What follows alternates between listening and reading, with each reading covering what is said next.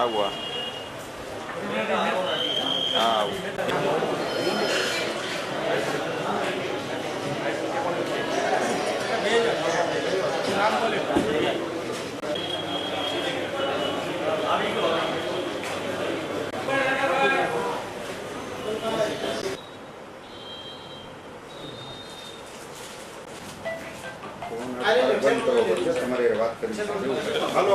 અત્યારે વર્તમાન સ્થિતિ એવી છે,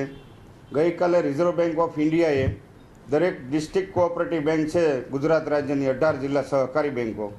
એને ઈમેલ પત્રથી એવી જાણ કરી છે કે ગુજરાતની 18 જિલ્લા સહકારી બેંકો 500 અને 1000 રૂપિયાની નોટ એમના ખાતેદારોના ખાતામાં કે લોન ધારક ખાતામાં જમા લઈ શકશે નહીં. અને બીજો એવો પરિપત્રમાં ઉલ્લેખ કરવામાં આવ્યો છે રિઝર્વ બેંક ઓફ ઇન્ડિયા દ્વારા કે જિલ્લા સહકારી બેંકો કોઈ પણ વ્યક્તિના 500 રૂપિયાની નોટની બદલી કરી આપશે નહીં, એક્સચેન્જ કરી નહીં આગે, એવો પરિપત્ર રિઝર્વ બેંક ઓફ ઇન્ડિયાએ કર્યો છે. આજે રિઝર્વ બેંક ઓફ ઇન્ડિયામાં રિજિયોનલ ડાયરેક્ટર સાથે 10 વાગ્યે મિટિંગ હતી અને મિટિંગમાં નિર્ણય લેવાયા બાદ જિલ્લા સહકારી બેંકોએ નોટો 500ની કે 1000ની સ્વીકારી કે નહીં એ અંગેનો નિર્ણય લેવાશે. અને આજના સમયની અંદર અમને જે નાણાંની ઉપલબ્ધિ SBIમાંથી કરન્સી મળે છે એ પ્રમાણે અમારી જિલ્લાની 71 શાખા છે,